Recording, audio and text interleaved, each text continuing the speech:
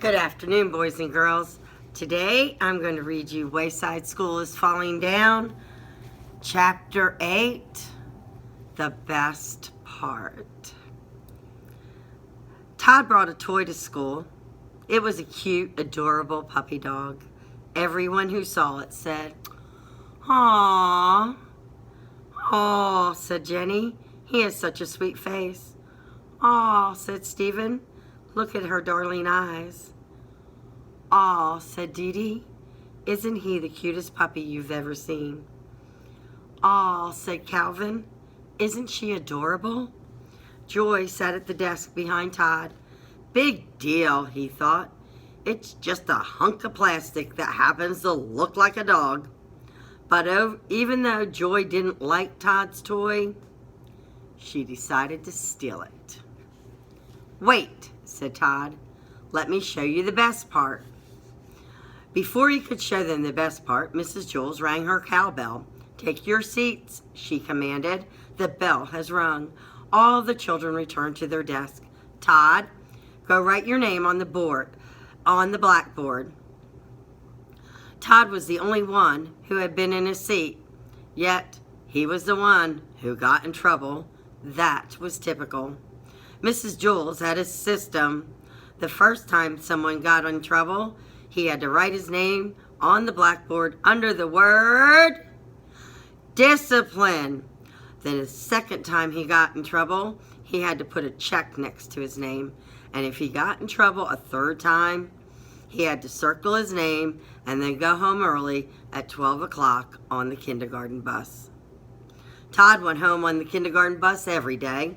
Some of the other kids thought he was lucky, but he wished just once he could make it to 12 o'clock without getting into trouble 3 times.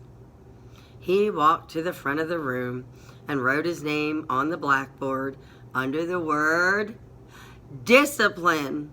While Todd was at the board, Joy reached over her desk and into Todd's. She felt around for the toy, but as she tried to lift it out, it caught on something and dropped to the floor. Todd returned to his seat.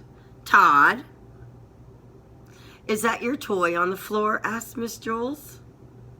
"How'd it get there?" asked Todd. "You know the rules, Todd," said Miss Jules. "Toys must be kept inside your desk or else I take them. Now, bring it here." Todd gave his toy to Miss Jules. "Oh, how precious," cooed Mrs. Jules. "He's the most lovable puppy I've ever seen." She kissed Todd's plastic puppy on its plastic nose. "I guess I can let you off this time," she said, "but try to keep him in your desk." She kissed Todd's toy again, then handed it back to him. "You can erase your name from the board too." Todd could hardly believe it. For the first time ever, he erased his name from the board. As he headed back to his seat, Miss Jules said, "Here, take a Tootsie Roll Pop too, for the sweet puppy." Todd was amazed. So was Joy. Now, more than ever, she wanted that toy. At recess, everybody wanted to see Todd's toy. "It's magic," said Bibi. "It kept you from getting into trouble." "No, Mrs. Jules is just such a nice teacher," said Todd. "Here, let me show you the best part."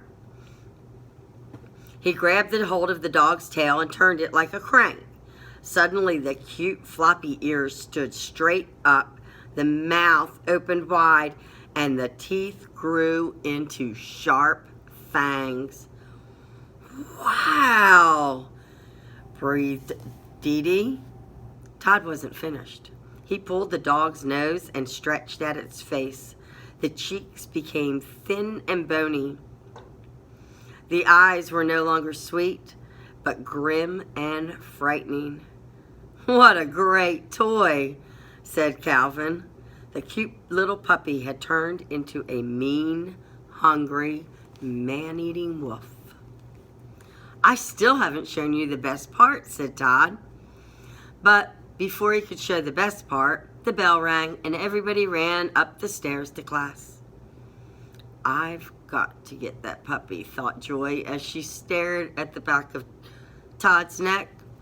Then I'll never get in trouble again. And she didn't know Todd's toy had changed into a man-eating wolf. Her lunchbox was on her lap. She quietly opened it and took out a carton of cranberry juice and a tiny straw. She stuck the straw into the carton and sucked up some juice into it.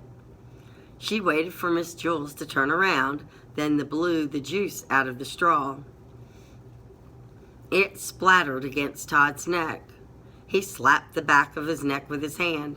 Joy laughed to herself. She sucked up some more juice, then carefully aimed and fired. Todd rubbed his neck and faced front. Joy sucked up more juice and blew it into Todd's neck. "Hey!" he shouted, and turning around. "Leave me alone, Todd. I'm trying to do my work," said Joy. "Todd, what's the matter with you?" asked Miss Jules.